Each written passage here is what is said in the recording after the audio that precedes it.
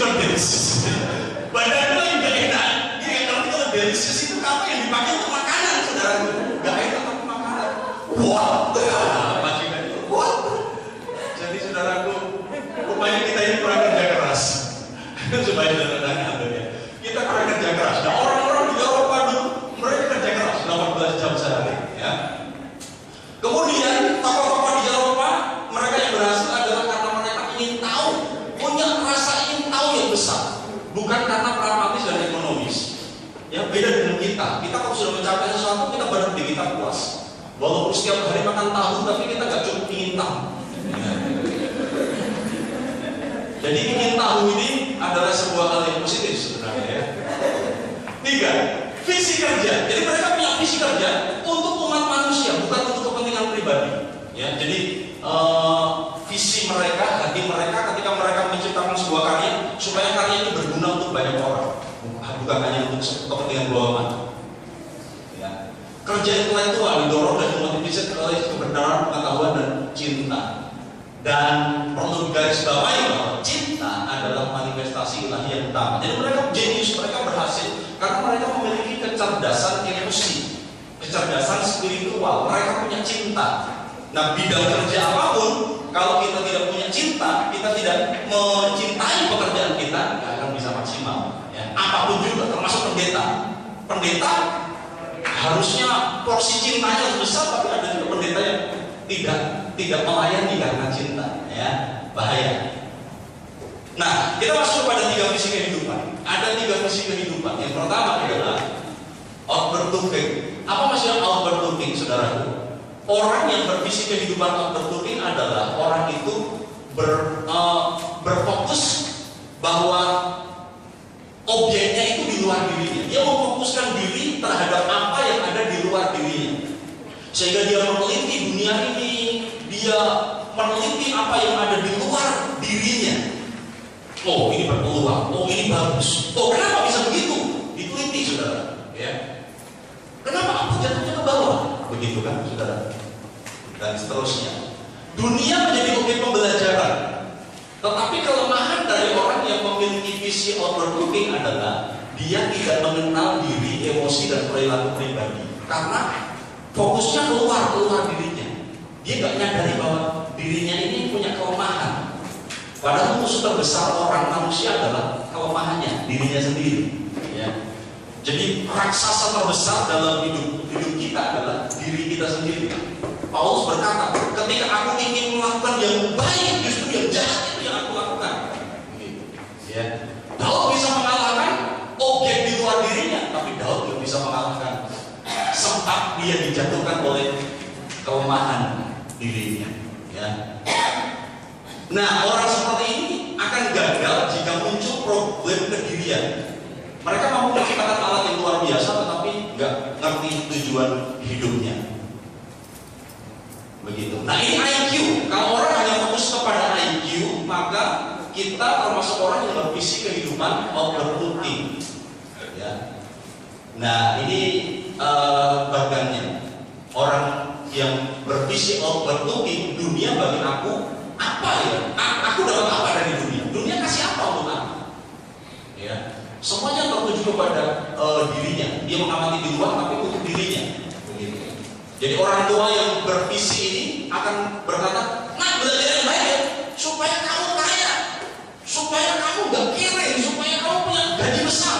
Titik sampai di situ. Nggak salah, tetapi kurang sempurna. Ya, ada baik, berkenan, sempurna, baik. Kalau kita punya banyak uang, baik, saudara.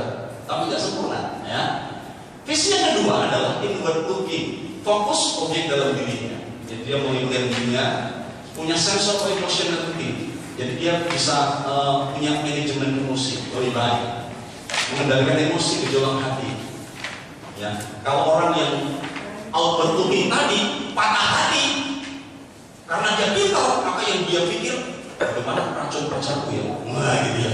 Formula apa yang cocok untuk racun pacarku yang sudah nyakitin, nah gitu. Tapi kalau orang bervisi inward looking, saudaraku, ketika diputus pacarnya, nggak cuma kamu, dunia tidak sebesar daun-daun kelop, nah gitu ya. Dia mulai mengenal diri sendiri. Aku ini cukup ganteng, masih laku dijual, nah gitu saudara ya. masih laku untuk yang lain. Nah, dia mulai bisa menguasai emosi dalam dirinya. Orang yang bervisi ini masuk dalam tingkatan EQ, dia mulai mau melakukan bagi dunia. Aku bagi dunia, aku mau berarti bagi dunia. Dan orang tua yang bervisi ini akan berkata, nah kamu belajar yang pandai ya supaya kamu berguna bagi bangsa, bagi orang lain, bagi masyarakat. Kamu punya potensi, kamu bisa berguna untuk bangsa dan negara ini. Yang ketiga, living looking, berinteraksi dengan alam, dengan kehidupan secara langsung. Dan orang-orang seperti ini melahirkan karya inovatif baik di lapangan kealaman maupun lapangan kemanusiaan. Bagiannya seperti apa? Jadi orang yang bervisi living looking adalah orang yang berkata, aku ini hanya hamba. Tuhan memakai aku untuk dunia. Nah, SQ. Ini spiritual quotient yang paling tinggi, ya, tingkat yang sempurna, tingkat didikan. Nah, mari kita jadi orang tua yang memiliki visi living looking. Dan kita akan berkata, nah belajar yang pandai ya, sebab kamu nanti akan dipakai Tuhan untuk berguna bagi masyarakat, untuk berguna bagi dunia. Uang itu pasti datang, uang itu Tuhan gampang, Tuhan bisa memberkati kita. Nah, gitu saudara ya. Ini 3 visi kehidupan. Dasarnya apa yang ketiga tadi? Ini ada ayat, mari kita baca sama-sama. 1, 2, 3. Ya Tuhan, Engkau akan menyediakan damai sejahtera bagi kami, sebab segala sesuatu yang kami kerjakan, Engkaulah yang melakukannya bagi kami. Ini dahsyat. Kalau kita bisa tanamkan ayat ini luar biasa. Segala sesuatu yang kami kerjakan, Engkaulah yang melakukannya bagi kami.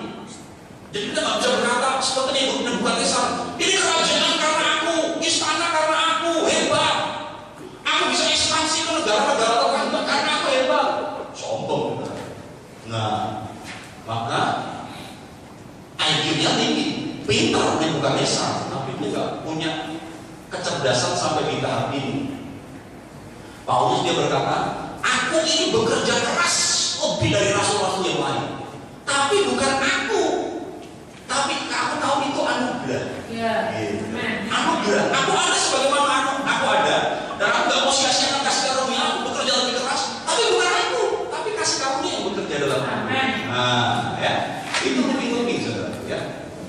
Demikian juga kamu apabila kamu melakukan segala sesuatu yang ditugaskan kepadamu dan kamu berkata, kami adalah hamba-hamba yang tidak berguna. Kami hanya melakukan apa yang kami harus lakukan.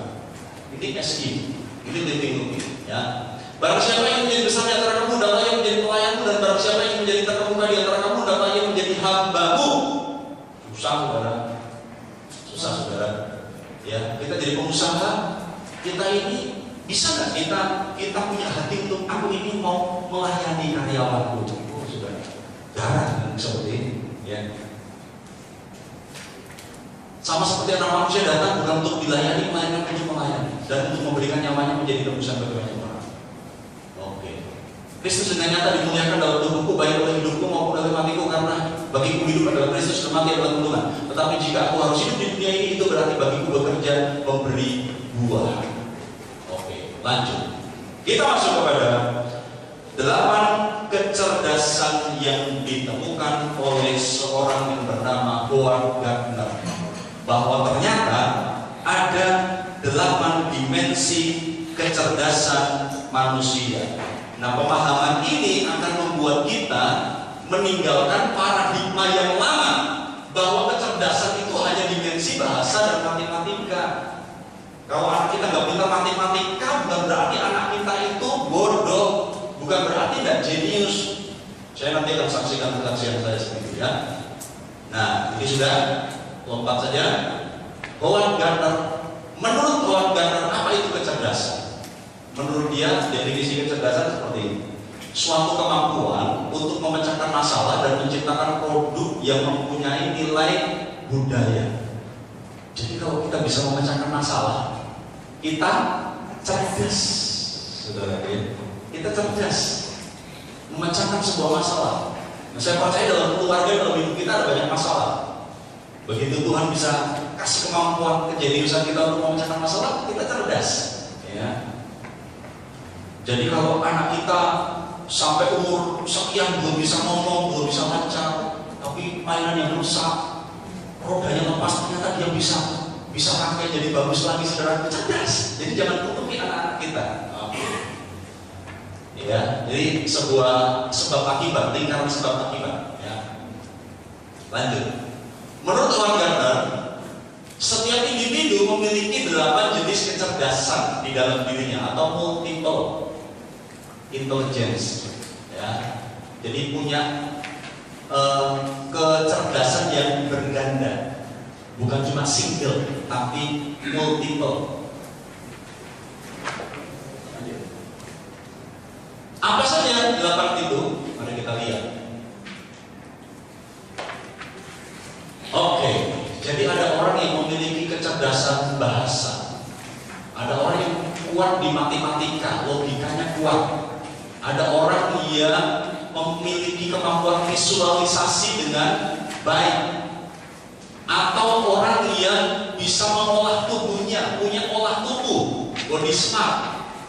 Orang yang memiliki kemampuan musik yang kuat, interpersonal, saudaraku, hubungan antar manusia dalam hubungan, intrapersonal, kemampuan mengenali dirinya sendiri, dan naturalis, orang yang pandai tentang hal-hal yang ada di alam ini.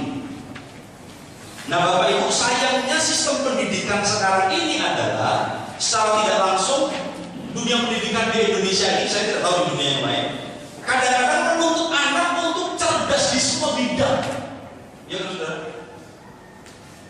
Karena itu beberapa waktu belakangan ini muncul teknik baru dalam dunia pendidikan yang namanya homeschooling. Homeschooling itu mulai mengarahkan anak untuk kuat di satu bidang saja. Jadi menggali kemampuan anak sejak kecil, orang tua peka akan anak ini minatnya apa, kemampuannya apa, dan kemudian digali, dipress di situ, gitu ya, untuk menjadi spesifik. Alkitab selalu update. Apakah 8 dimensi kecerdasan ada di Alkitab? Nah, kita mau buktikan sama-sama. Ya, saudara masih bersama dengan saya? Katakan kanan kiri, jangan pindah-pindah channel. Bilang saudara. Tapi channel di sini, channel di rumah, ini jodoh makanannya sebenarnya sebenarnya kita tahu ya. Itu namanya ganti saluran. Pindah channel. Oke ya. Apakah 8 dimensi kecerdasan ada di Alkitab? Kita akan meneliti para tokoh Alkitab yang berikut ini ya. Jadi dalam tiap tokoh Alkitab kita akan melihat juga kunci-kunci peraih kejeniusan, dan mereka ternyata bukan hanya IQ saja yang baik, tetapi mereka juga memiliki EQ, memiliki SQ juga. Begitu ya. Yang pertama, kecerdasan matematis logis. Apakah kemampuan itu? Apakah kecerdasan itu? Kemampuan mengolah angka dan menggunakan logika atau akal sehat dengan baik. Jadi ini kuat hitung-hitungan. Ya. Kalau orang kuat di sini jurusannya, kalau zaman saya dulu ada A1, A2, A3. Dia akan memilih mungkin A1 atau A2. Dan saya harus akui dengan jujur Bapak Ibu bahwa saya lemah di sini. Ya, saya lemah di sini.